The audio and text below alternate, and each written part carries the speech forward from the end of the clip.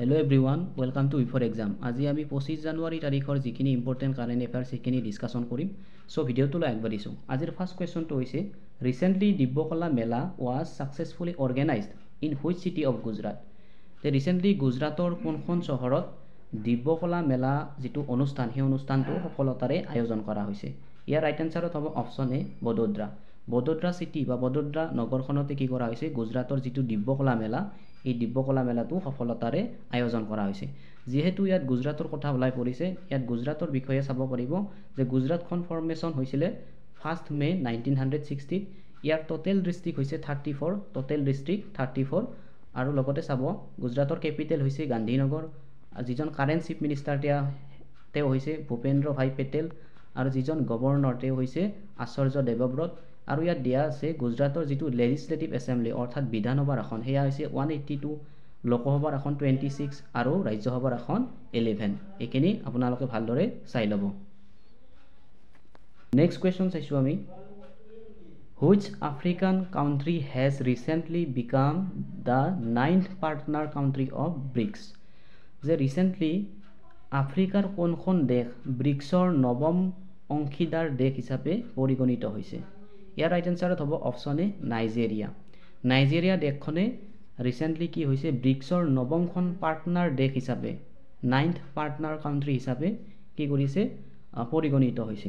লগতে ব্ৰিক্সৰ বিষয়ে ইয়াত দিয়া আছে চাব ব্ৰিক্সৰ ফৰ্মেশ্যন হৈছিলে ব্ৰিক্স এটা ইণ্টাৰনেশ্যনেল এটা অৰ্গেনাইজেশ্যন হয়। ইয়াৰ ফৰ্মেশ্যন হৈছিলে 16 জুন 2006ত আৰু ইয়াৰ মেম্বাৰশ্বিপ কাউন্ট্ৰিসমূহৰ নাম দিয়া আছে যেনে Brazil, Russia, India, China, south Africa, Egypt, Ethiopia, Iran, United Arab emirates আৰু ইণ্ডোনেছিয়া। আৰু ইয়াৰ যিটো 2025 বৰ্ষৰ যিটো চেয়াৰমেনশ্বিপ কাউন্ট্ৰি সেয়া হৈছে কাৰ হাতত আছে ব্ৰাজিলৰ হাতত আছে।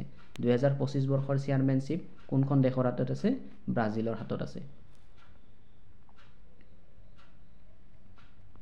নেক্সট চাইছোঁ ইয়াত সুধিছে ট্ৰেজান 155 mm Taud artillery gun system is developed by India and which country? ট্ৰেজান 155 যিটো mm যিটোৰ নাম দিয়া আছে টাউড আৰ্টিলাৰী গান চিষ্টেম। এই টাউড আৰ্টিলাৰী গান চিষ্টেমটো ভাৰতৰ লগতে কোনখন দেশে ইয়াক কি কৰিছে ডেভেলপ কৰিছে।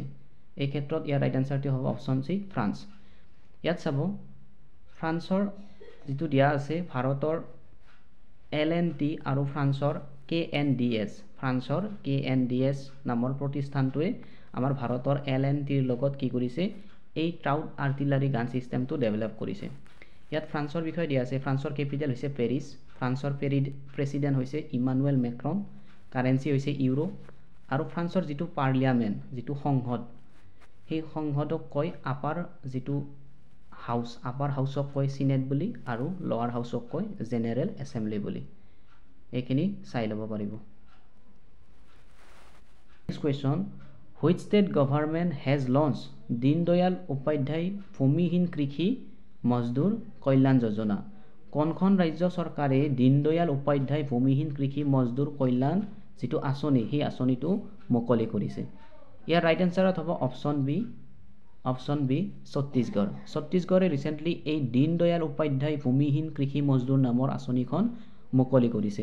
এই আঁচনিৰ জৰিয়তে কি কৰিব এই আঁচনিৰ জৰিয়তে 5.62 লাখতকৈও বেছি ভূমিহীন কৃষকক কি কৰিব এনুৱেলি এটা 10,000 টকা প্ৰভাইড কৰিব। এই আঁচনিটোৰ জৰিয়তে এই ভূমিহীন কৃষকসকলক এনুৱেলি অৰ্থাৎ বছৰি 10,000 টকাকৈ কি কৰিব প্ৰদান কৰা হ'ব। ইয়াত চাব ছত্তীশগড়ৰ কথা কৈছে ছত্তীশগড়ৰ ফৰ্মেশ্যন হৈছিলে 1 নৱেম্বৰ 2000ত। কেপিটেল হৈছে ৰায়পুৰ আৰু ছত্তীশগড়ত বৰ্তমান ডিষ্ট্ৰিক্ট আছে 33খন, ডিষ্ট্ৰিক্ট ইয়াত লিখা আছে 33। কাৰেণ্ট যিজন চিফ মিনিষ্টাৰ তেওঁ হৈছে বিষ্ণু দেও চাই হৈছে কাৰেণ্ট চিফ মিনিষ্টাৰ ছত্তীশগড়ৰ আৰু গভৰ্ণৰজন হৈছে ৰমেন ডেকা।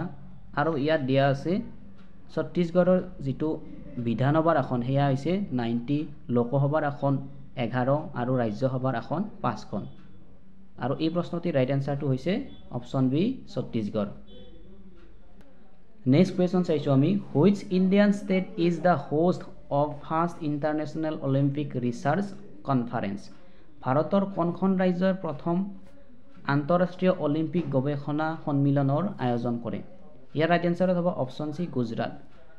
অপশন সি গুজৰাট। গুজৰাটতে কি কৰা হয়? ভাৰতৰ প্ৰথমখন আন্তঃৰাষ্ট্ৰীয় অলিম্পিক গৱেষণা সন্মিলনৰ অনুষ্ঠানটো আয়োজন কৰে। চাইছো আমি which cricket team has won the 2024-25 Vijay Hazare trophy? 2024-25 চনৰ বিজয় হাজাৰে ট্ৰফিৰ কোনটো ক্ৰিকেট দলে জয়লাভ কৰে? ইয়াত সুধিছে 2024-25 চনৰ যিটো বিজয় হাজাৰে ট্ৰফি হয় সেই ট্ৰফিটোত আমাৰ ভাৰতৰ কোনটো ক্ৰিকেট দলে এই খিতাপটো লাভ কৰিবলৈ সক্ষম হৈছে? ইয়াৰ ৰাইট আনসাৰ হৈছে কৰ্ণাটক। কৰ্ণাটকে এবাৰ চেম্পিয়নশ্বিপ হ'বলৈ সক্ষম হৈছে। ইয়াৰ ৰানাৰ্ছ আপ কোন আছিলে? ৰানাৰ্ছ আপ আছিলে বিদৰ্ভ।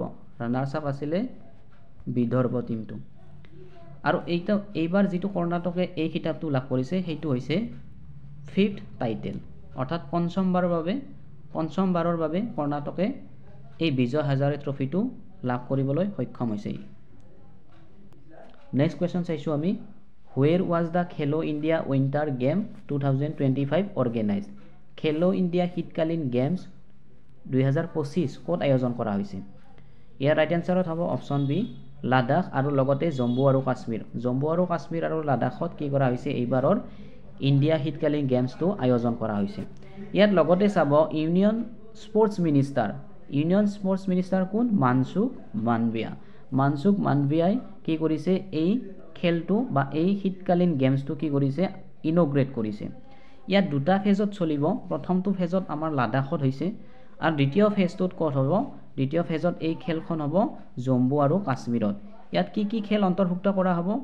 ইয়াত বেছিকেলি ফ'কাছ কৰা হৈছে স্নো স্পৰ্টছ, অৰ্থাৎ যিটো বৰফত খেল হ'ব সেই বৰফৰ ওপৰত যিটো খেল হ'ব সেই খেলটোত বেছিকৈ ফ'কাছ দিব ছেকেণ্ড ফেজত। আৰু এইটো কেতিয়ালৈ চলিব? 22 তাৰিখৰ পৰা 25 তাৰিখলৈকে চলিব। ফেব্ৰুৱাৰী মাহৰ 22ৰ পৰা 25লৈকে চলিব।